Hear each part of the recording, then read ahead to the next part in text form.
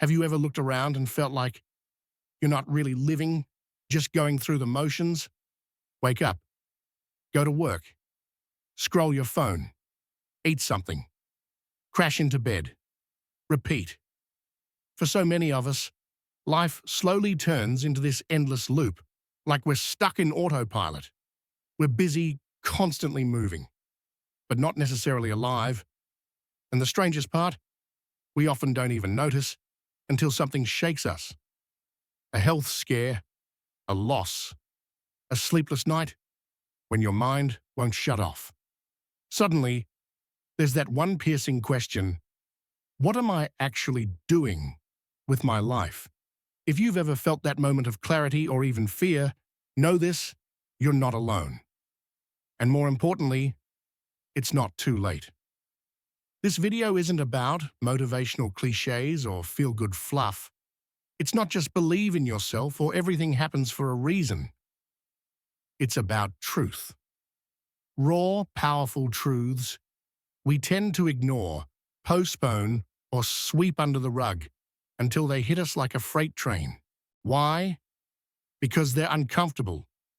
They force us to admit that we've been coasting, that we've traded intention for routine, and that unless we wake up, we'll keep missing the moments that actually matter. But here's the thing: recognizing these truths now, not when you're burnt out, not when you're full of regret, can save you years of emotional exhaustion, wasted time, and silent disappointment. This isn't about fear. It's about clarity. It's not about judgment. It's about awareness. Because sometimes the most compassionate thing you can do for yourself is to pause, reflect, and take back the wheel. So in this video, I want to walk you through 8 wake-up calls. Real, sometimes uncomfortable reminders that life is fragile, temporary, and still completely in your hands. These aren't meant to scare you, they're meant to empower you, to pull you out of sleepwalking through life and into choosing the life you actually want.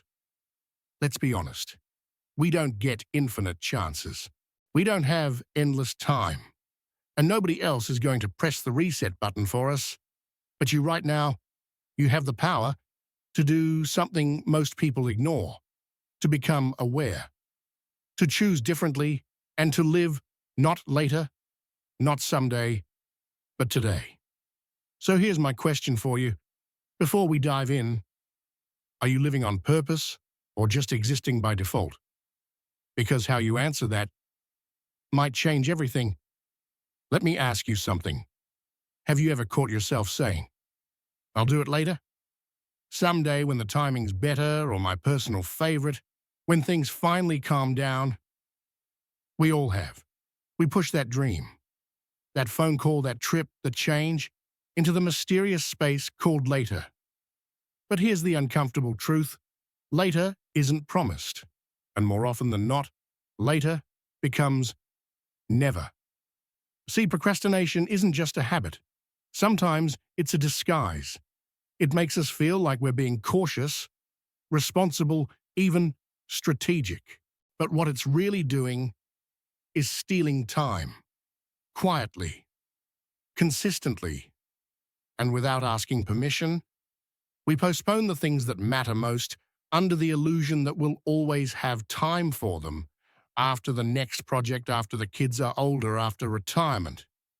But life doesn't send out warnings. It just moves forward, day by day, hour by hour. And one day, we look up and realize we're out of some days. Let me give you an example.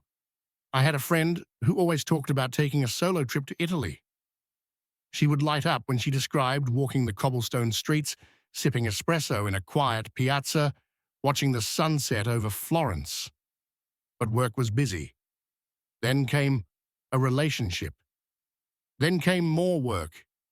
And when her father passed unexpectedly, it shook her. Suddenly, she realized time wasn't infinite. Opportunities weren't guaranteed. She booked that flight.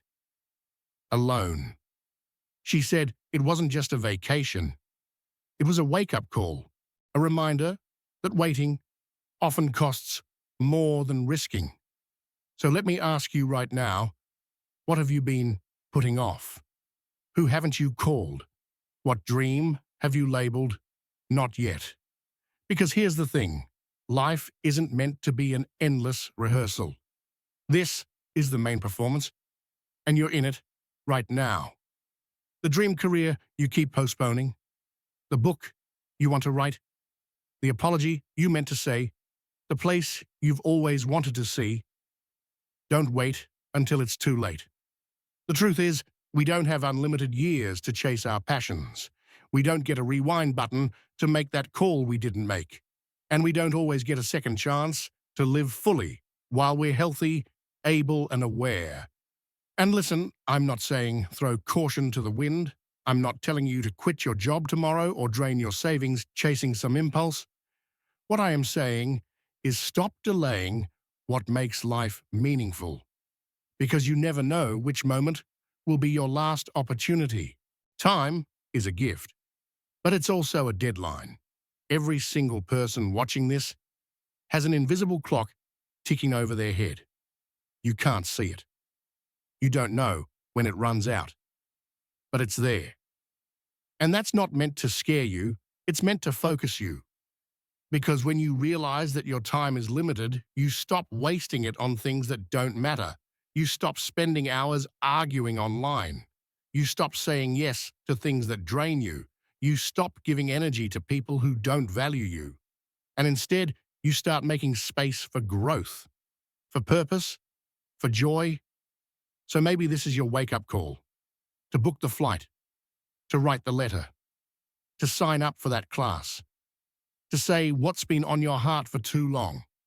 Don't wait until life gives you a crisis to realize what really matters. Don't wait for the perfect time because it doesn't exist. The perfect time is now. That's all we ever really have. Let me leave you with this. What if the thing you've been postponing is the very thing that would change your life? Think about that. And better yet, do something about it. Let's be honest for a second.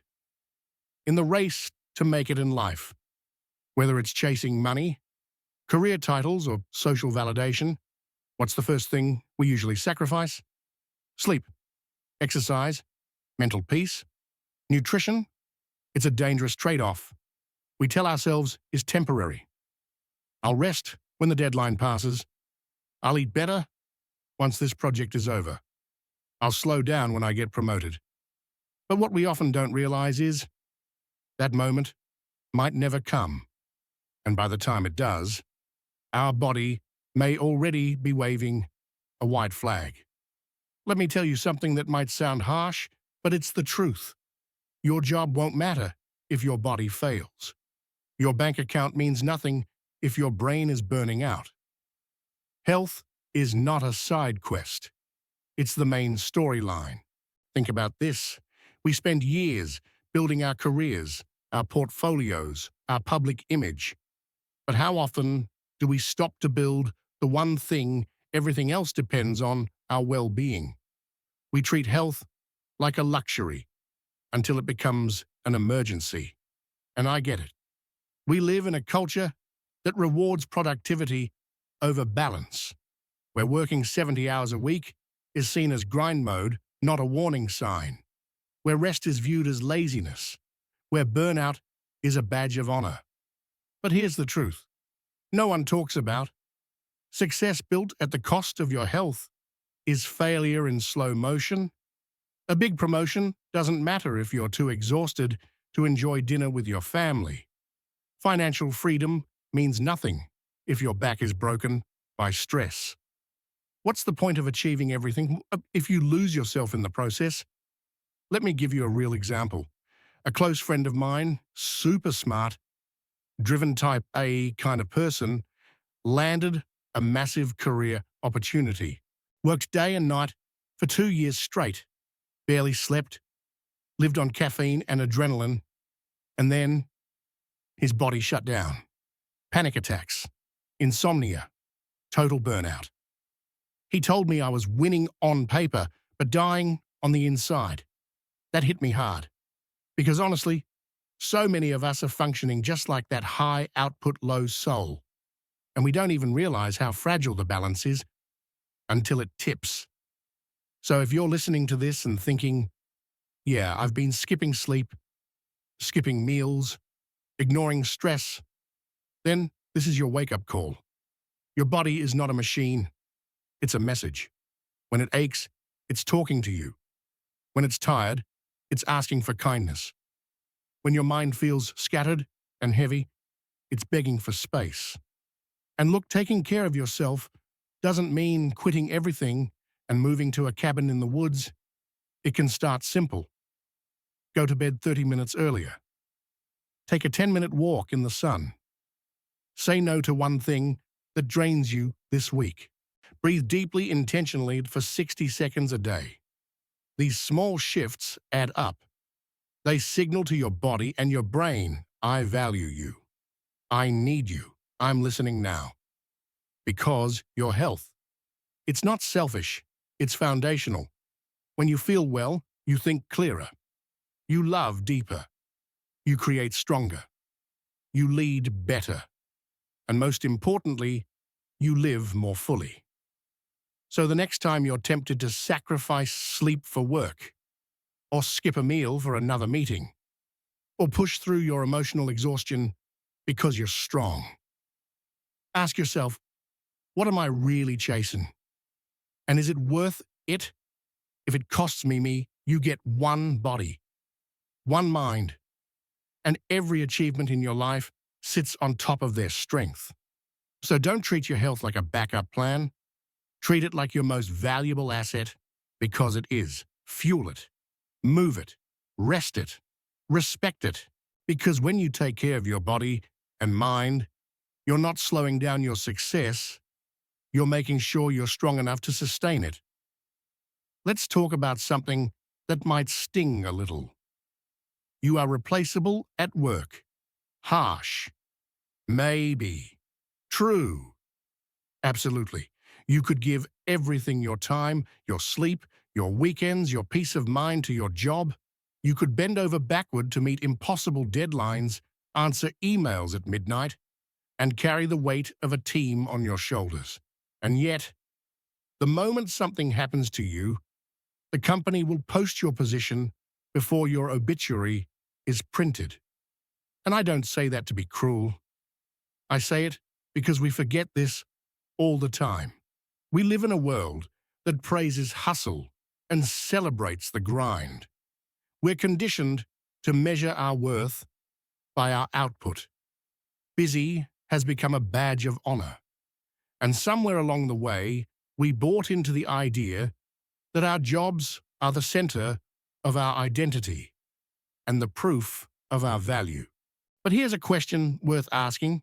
If you disappeared tomorrow, would your job mourn you or just replace you? Think about it. Companies move on. Projects move on. The world moves on. But your kids, they don't get another parent, your partner. They don't get another you, your best friends. They're not looking for a new you on LinkedIn. So why do we keep trading our happiness, our health, and our most precious relationships for something that views us as replaceable? Let me tell you a quick story. A man I know, call him Mike, was a high performer, worked 70 hours a week, rarely saw his family. He missed birthdays, cancelled vacations, and told himself, I'm doing it all for them. One day, he had a minor heart scare, nothing life-threatening, but enough to shake him. He took a week off. During that time, his company reassigned his projects, redistributed his team, and moved on without skipping a beat. And that's when it hit him. They'll keep going. But what about the people I keep putting on hold? He changed everything after that. Now, this doesn't mean quit your job. It doesn't mean stop working hard or avoid responsibility. But it does mean this.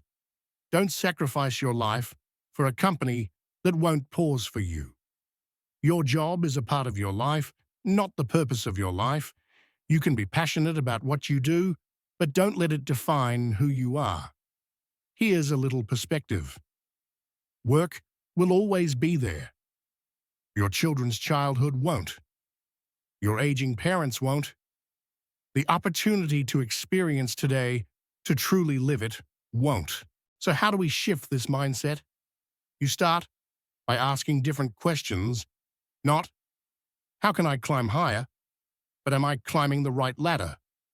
Not how much more can I give, but what is it costing me to keep giving like this? Not, will they need me, but who needs me most?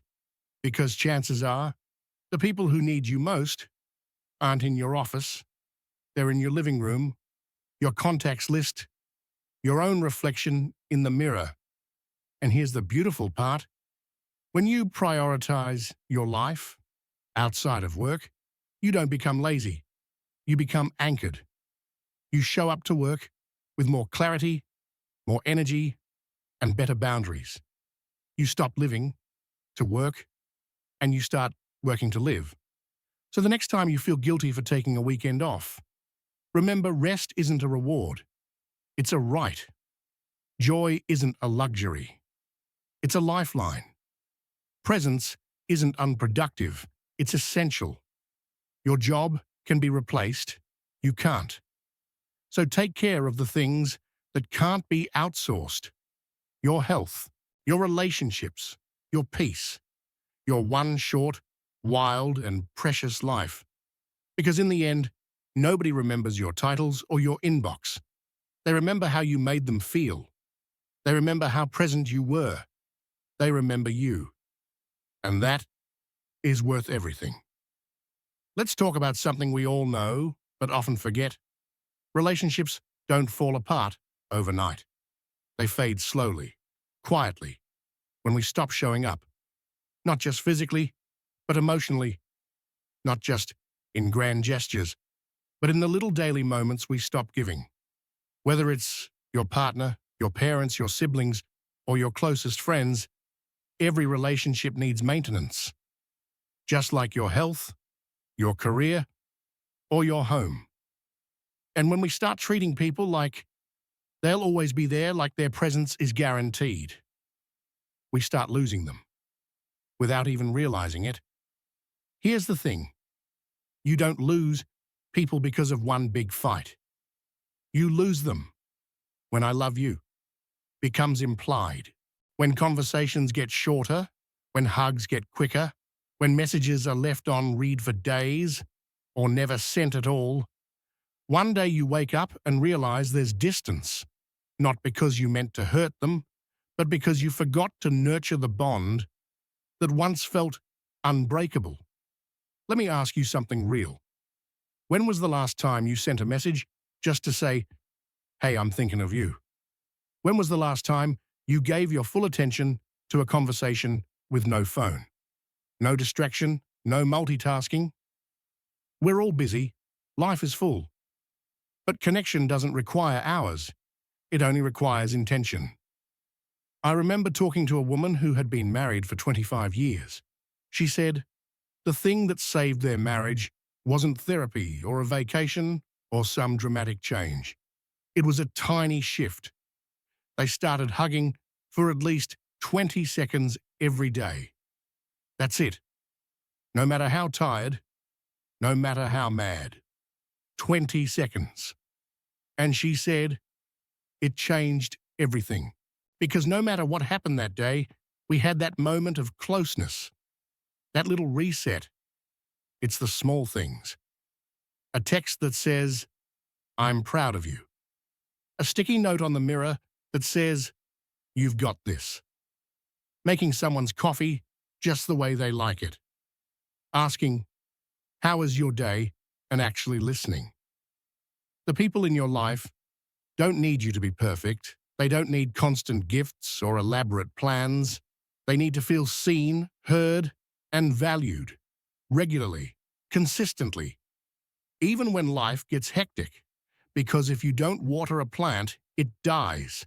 And if you don't water a relationship, it withers. You might think, They know I love them.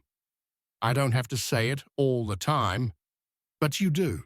You really do, because we're all carrying more than we show. Sometimes a single word of kindness can keep someone going. Sometimes a small gesture reminds someone they still matter.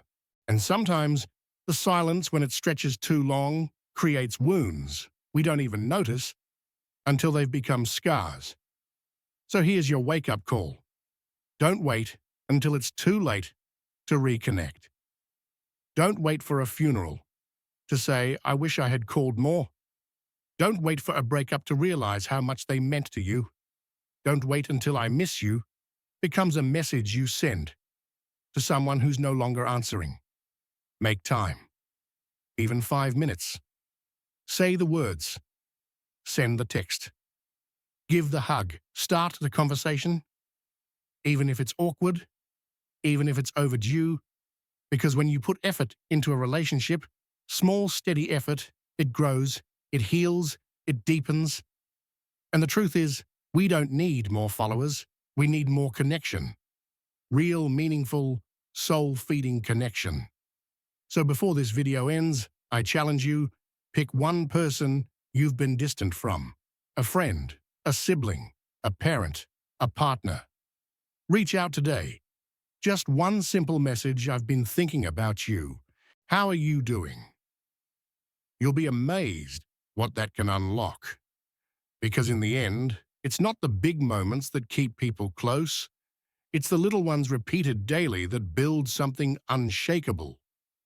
Let's talk about something that seems harmless on the surface, but quietly holds so many people back from living the life they actually want. It's not fear, it's not failure. It's not even lack of talent or opportunity. It's the comfort zone. Sounds cozy, right? That familiar place where things feel safe, predictable, manageable. You know the routine. You know the expectations. You know the outcomes. No risk, no rejection, no surprises. But here's the uncomfortable truth. Nothing truly life-changing happens in the comfort zone. No growth, no breakthroughs, no meaningful transformation. Your comfort zone might feel like a sanctuary, but if you stay there too long, it becomes a cage. And the thing is, it's a silent trap. It doesn't shout. It doesn't shake you. It lulls you to sleep with the illusion that you're doing fine. But deep down, a quiet question starts to form. Is this really all there is? Let me paint you a picture.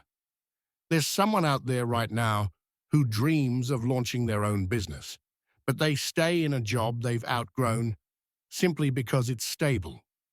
There's someone who craves a fresh start in a new city, but they stay in the same place because moving feels risky.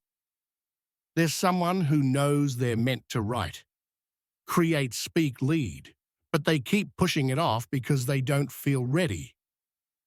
And maybe that someone is you. If you've ever felt stuck, uninspired, or like you're watching life happen instead of living it, you're not broken. You're just comfortable.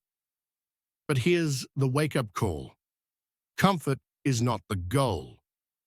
Growth is. Every dream worth chasing, every version of your life that feels exciting, alive, aligned, exists just outside of where you feel safe. Think about it. The best stories in your life probably started with a moment of uncertainty, a risk, a leap, a decision that made your stomach flip. And yet, you did it. And you're better because of it. So why do we cling to the familiar? Because our brains are wired for safety, not for fulfillment. But guess what? Fulfillment requires discomfort. Ask anyone who's grown into their calling. It took being scared. It took falling on their face. It took starting before they were ready. It took making peace with the unknown. And yes, stepping out of the comfort zone is scary. But you know what's scarier? Looking back 10 years from now and realizing You let fear write your story. Regret weighs more than failure. Stagnation is more dangerous than change. And the what if you ignore today could become the if only you carry tomorrow. So let me ask you this. What have you been postponing because it feels uncomfortable? Is it that conversation you know you need to have? That career pivot you keep talking yourself out of? That dream you've buried under logic and timing? What would happen if you stopped waiting to feel ready and just took the first step? Because growth doesn't ask for perfection. It asks for willingness. Willingness to be awkward, to be uncertain, to be stretched, to not have all the answers, but to keep moving anyway. There's no shame in being scared, but there is a cost to being stuck. And here's the most powerful truth. Every time you leave the comfort zone, even in small ways, you expand it. You grow, you stretch, and suddenly, the things that once felt terrifying become normal because you've evolved. So maybe today is the day you write the first paragraph. Book the first appointment, send the email, say yes to what scares you, and no to what no longer fits. Not because you're fearless, but because you're done letting comfort rob you of the life that's waiting for you. Remember, safe is not the same as fulfilled. Familiar is not the same as free. And this life you have, it's not meant to be a loop. It's meant to be a journey. So take the next step, even if it's shaky, even if it's small, because on the other side of discomfort is the version of you you've been waiting to meet. Let's get real about something we don't talk about enough. No one is coming to save you. Not your partner, not your parents, not your friends, not your boss, not your therapist, and not even your favorite self-help author. If you're waiting for someone to make you happy, you might be waiting your entire life. And I know that's not easy to hear, but sometimes the truth that stings the most is the one we need the most. We grow up believing happiness will come from something or someone out there. If I find the right relationship, if I land the right job, if I get the recognition I deserve, then I'll be happy. Then I'll feel complete. Then life will finally start to make sense. But here's the wake-up call. Happiness is not delivered. It's created. And it's your job, your daily responsibility to build it. From the inside out. Not someday, not when everything aligns, but now. I'm not saying that people can't support your happiness. They absolutely can. But there's a difference between support and responsibility. No one else can carry your emotional well-being for you, and it's not fair to ask them to. Because when we do that, when we hand our happiness over to someone else, we also hand over our power. Think about it. If your peace depends on how someone treats you, if your self-worth depends on how others view you, if your joy only shows up when things go your way, then you're not in control. Your life becomes reactive, not intentional. So let me ask you a few honest questions. What if no one ever gives you the approval you've been waiting for? What if the apology never comes? What if the world doesn't suddenly make things easier? Can you still choose joy? Can you still build a life that lights you up from the inside? I believe you can. And more importantly, you must. I remember a time in my own life when I kept chasing validation from work, from people, from social media. But no matter how many compliments or achievements came my way, it never felt like enough. Because I was outsourcing happiness to the world when what I really needed was to go inward. Here's what changed everything for me. One morning, I wrote down this question: what would my life look like if I stopped waiting to feel happy and just chose to be? It didn't mean ignoring my pain. It didn't mean forcing a smile. It meant starting small, making time each morning for stillness, saying no to things that drained me, even if they looked successful, doing one thing a day, just because it made my soul feel alive. Bit by bit, I started reclaiming my emotional space, and it wasn't perfect, but it was mine. So if you're watching this and thinking, I don't even know what makes me happy anymore, that's okay. That's where the work begins. Not by waiting, but by trying, by listening, by creating micro moments of joy and meaning on purpose. Because your happiness isn't something you discover at the end of a road. It's something you build brick by brick, choice by choice. And here's the powerful part. When you start taking ownership of your happiness, everything else in your life shifts. You stop chasing people who don't value you. You stop saying yes out of guilt. You start living from a place of alignment, not approval. You attract people who are also rooted in their own joy, not depending on yours to survive. This is your life, your energy, your one shot. Don't wait for someone else to give you permission to feel good. Don't wait for the world to get easier. Don't wait for someone to show up and fix what's hurting. You are not broken. You are not behind. You are not too late. But you are responsible. And that, my friend, is the most empowering realization of all. Because once you claim your happiness, you don't have to chase it anymore. You become it. So here's your challenge for today. What's one small thing you can do to nurture your happiness from within? Today, write it down. Do it. Repeat it tomorrow and the next day. And watch what happens. Because joy doesn't just visit the lucky, it grows in the hearts of those who plant it daily. Let's talk about something that hurts, but also sets you free, if you let it. People will leave. Sometimes slowly, sometimes suddenly, sometimes with a conversation, sometimes without a single word. And it doesn't always mean someone did something wrong. It just means that not everyone is meant to stay. We like to believe the people in our lives will walk with us forever, that the friendships we treasure, the relationships we rely on, the connections we've built will last as long as we do. But that's not how life works. And if you've lived long enough, you already know this. Some people outgrow you, some people hurt you, some people are just passing through, meant to teach, to mirror, to support, or even to challenge. But not to remain. And that's okay. That doesn't make the connection any less real. That doesn't erase the memories, the laughter, the seasons where they were exactly who you needed. But here's the wake-up call. Learning to let go gracefully is one of the most powerful skills you'll ever learn.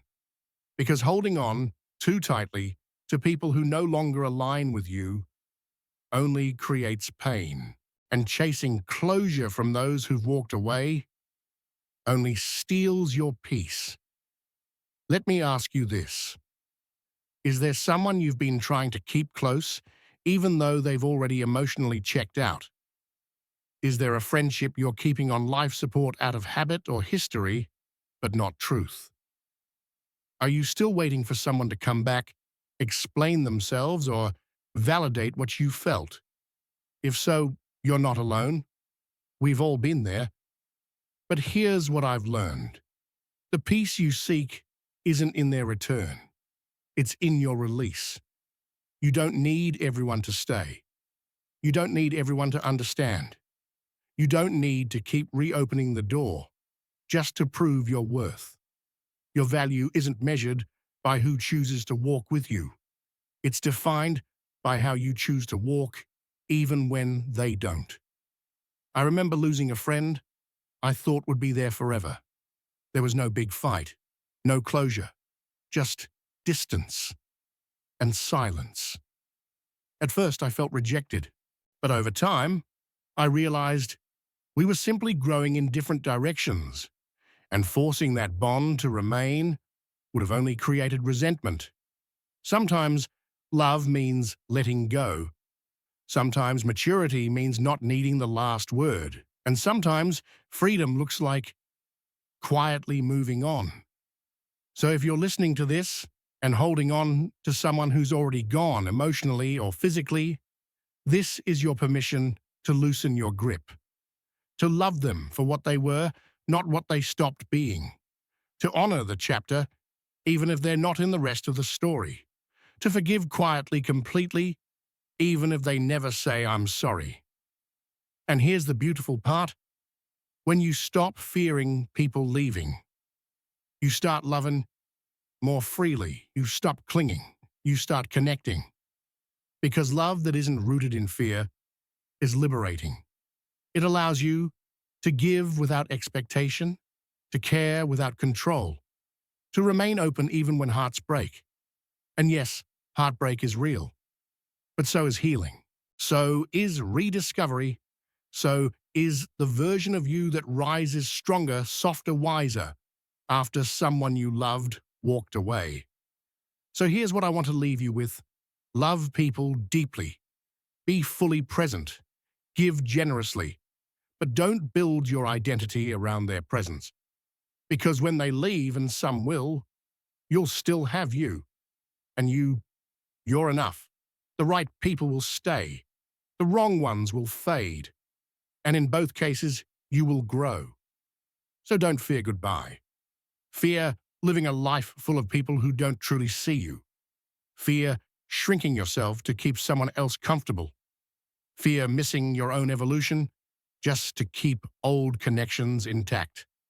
Let people go with love. Let yourself stay with peace. Because in the end, you'll lose many people, but you'll never lose yourself unless you choose to. Let's talk about something that drains more energy, joy, and confidence than we often realize. Comparison. We all do it. We scroll through social media, see someone's promotion, their perfect relationship, their six-pack abs, their new house, and something inside us tightens. Suddenly, what we were just proud of feels small. What we were excited about feels behind. And the life we were building doesn't seem quite enough anymore. But here's your wake-up call. The mirror is your only true competition. Not that influencer, not your co-worker, not your best friend who seems to have it all figured out. Just the person you were yesterday. Because the truth is, comparison is a trap with no finish line. There will always be someone ahead of you, richer, fitter, more accomplished, more attractive. And if you keep measuring your worth by where they are, you'll never feel like you're enough. Let me ask you something. Have you ever achieved something you were once proud of until you saw someone else do it? Bigger or faster? That's the danger. Comparison doesn't just steal your joy, it robs you of your own timeline, your own path, your own peace. And let's be honest, most of what we're comparing ourselves to isn't even real. It's curated, edited, filtered. You're comparing your behind the scenes to someone else's highlight reel. You're judging your rough draft against someone's final cut. And that's never a fair fight. But there's a better way. Instead of asking, "Am I doing?" as well as them, start asking, "Am I doing better than I was last week?" That's a game you can win. That's a race that matters. Because your journey is yours. And your pace. It's perfect for you. I once worked with a guy who spent years trying to keep up. Every time a friend bought something, he'd try to match it. New car. He got one too. Promotion. He'd burn himself out trying to outdo them. Eventually, he had the stuff, the titles, the image. But he was empty. exhausted, because nothing he built came from within. It all came from comparison. He told me something I never forgot. I had everything I thought I needed to be happy, but I wasn't living my life. I was chasing someone else's. And that's the risk. If you live to compete with others, you forget what you truly want. You confuse external validation with internal fulfillment. So how do you break the cycle? You get clear on your own values. You define what success means to you, not what Instagram tells you. You celebrate small wins because progress isn't always loud. And most importantly, you focus on being 1% better than you were yesterday.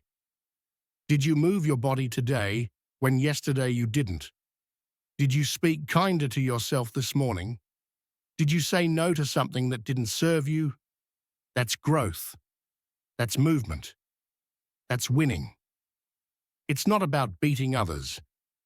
It's about becoming yourself more fully. Let me say this loud and clear. Your worth is not measured in followers' income, abs, or likes. It's not about being ahead. It's about being aligned. It's not about impressing people. It's about feeling proud of yourself when no one's watching. Because the mirror, it's honest. It reflects the only person who can truly change your life. You. So here's your challenge. Tomorrow morning, when you look in the mirror, don't ask, why don't I look like them? Or why am I not where they are? Instead ask, what can I do today to be a better version of this person? That's the real game. And it's the only one worth playing.